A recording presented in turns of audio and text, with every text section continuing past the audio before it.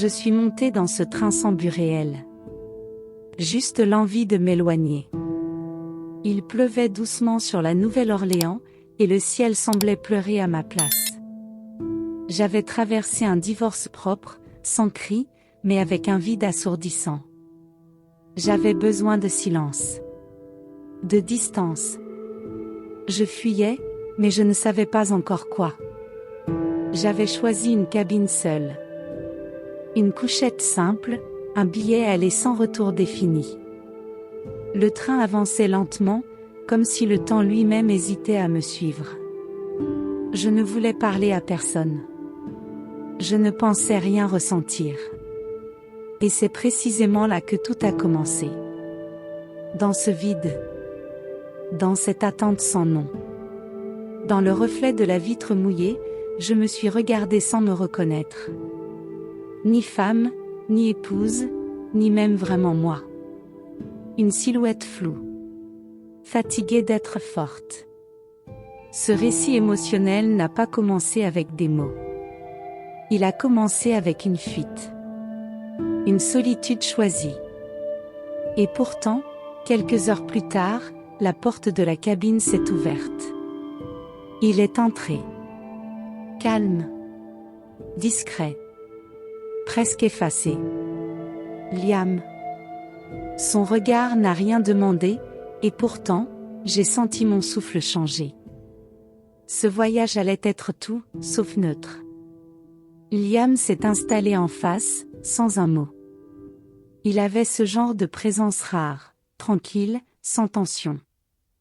Il a lu quelques pages d'un livre que je ne connaissais pas. J'ai regardé par la fenêtre, comme si de rien n'était. Mais l'air avait changé. Ce n'était plus juste un train. C'était une cabine pleine de silence habité. Nous n'avons pas échangé un mot pendant des heures. Et pourtant, je savais qu'il avait senti ma fatigue. Mon éloignement. Ce genre de choses ne s'explique pas. Il n'y avait pas de sourire. Pas de jeu. Juste un respect silencieux. Un espace partagé sans obligation. Une tension douce, presque imperceptible. La pluie continuait dehors. Dedans, c'était chaud, feutré. Je me suis assoupie à moitié, bercée par le roulis. Quand j'ai ouvert les yeux, il m'a tendu une couverture. Sans insister. Sans commentaire. Ce geste m'a bouleversée. Je n'étais plus invisible. Ce récit émotionnel n'avait pas encore de mots, mais déjà un poids. Un regard, un souffle, une distance maîtrisée. Et dans cette rencontre inattendue, je sentais déjà quelque chose grandir doucement. Lentement. Une reconnexion à moi-même, provoquée par un inconnu. Il était tard. La cabine était plongée dans la pénombre. Les lampes du couloir projetaient des reflets doux sur les parois. Je n'arrivais pas à dormir. Mon esprit tournait encore. Liam était là, assis, calme. Il ne m'a pas parlé. Il m'a seulement tendu une tasse de thé qu'il avait préparée. Sans rien attendre. Juste un geste. Je l'ai prise. Nos doigts se sont à peine frôlés. Mais dans ce frôlement, j'ai senti un courant. Une chaleur étrange, douce. Pas une attirance soudaine, non. Plutôt une reconnaissance silencieuse. Comme si quelqu'un, enfin, avait vu ma fatigue. Mon besoin d'exister sans parler. Nous avons bu ensemble, dans ce silence parfait. Pas pesant. Pas vide. Un silence qui soigne. Qui répare. Il m'a posé une question simple, presque invisible. Vous dormez mal ? J'ai répondu par un sourire fragile. Et c'était suffisant. Ce moment suspendu avait dit bien plus que 1000 mots. Dans ce train, j'ai commencé à guérir. Non pas à cause de lui, mais grâce à ce qu'il m'a permis de ressentir. Un espace pour moi. Une tendresse non menaçante. Une intimité sans passé, sans futur, juste là. Présente. Apaisante. Et terriblement réelle. Le lendemain, rien n'avait été dit de plus. Et pourtant, tout avait changé. Il y avait cette énergie entre nous. Calme, mais dense. Nous partagions des regards, des gestes simples. Il me tenait parfois à la porte, me laissait passer en premier. Chaque détail devenait une preuve muette d'attention. Nous ne parlions presque pas. Et c'était parfait ainsi. Je savais que s'il ouvrait la bouche, l'équilibre fragile se briserait. Ce n'était pas une histoire d'amour. Pas encore. C'était une complicité silencieuse, née dans les interstices du quotidien. Un souffle partagé. Une solitude accueillie. Il y a eu ce moment, très court.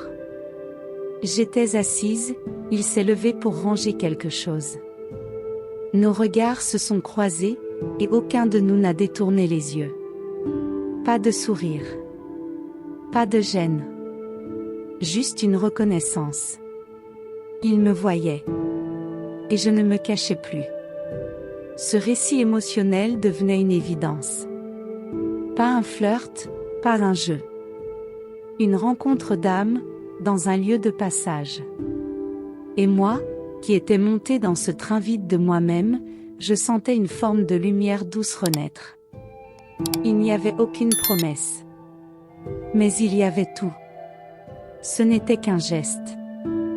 Une main sur l'accoudoir, la sienne qui frôle la mienne. Aucun mot. Aucun regard échangé. Mais dans ce frôlement, mon corps a réagi.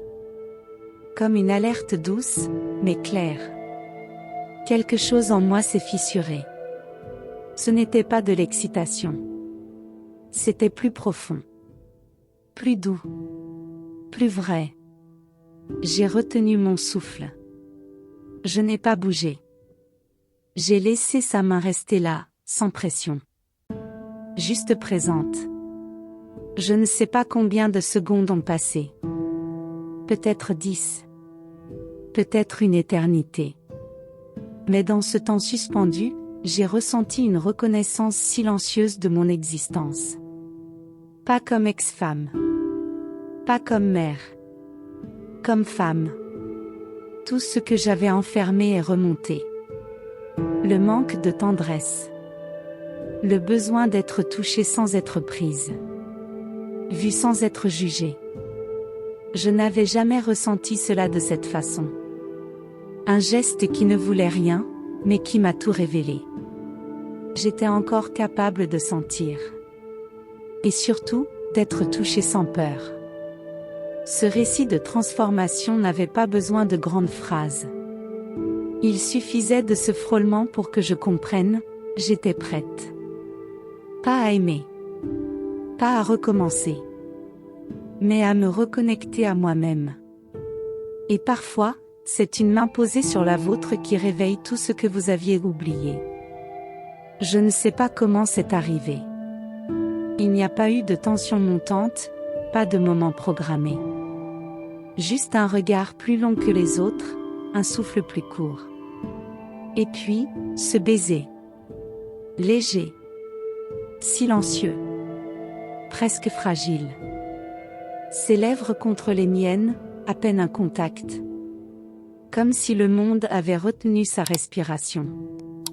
Je n'ai pas reculé. Je n'ai pas avancé non plus. Je l'ai laissé m'embrasser parce que, pour une fois, ce n'était pas une prise.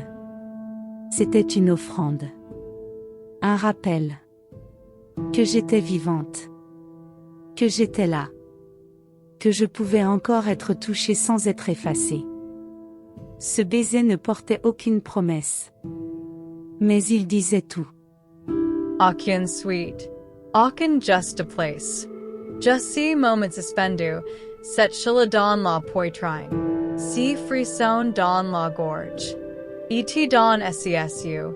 JVU chui elevate compris. Su any tape palui k j remercies. Citate moi. Pour emettre le sira center. Se baiser ene pas evil un desser charnel. Il a révélé un vérité infâme. Jaimi suis sentai daus. Present. Entière. Pas changé par un homme. Mais rameni à moi par un instant. Ce récit de renaissance émotionnelle any tenait pas assez baiser, mais il lui devait assez lumière. Ce contact furtif avait révélé inflammable. Le train relate encore quand je me suis révélé. La lumière grise du matin passait par la vitre. Liam dormait, paisible. Rain dans la cabine any semblait avoir bouge. Petit portant tout and moi était different. Il n'y avait pas d'euphorie. Just un calme inattendu. Comme si une tension ancienne avait disparu. Je me suis levé doucement.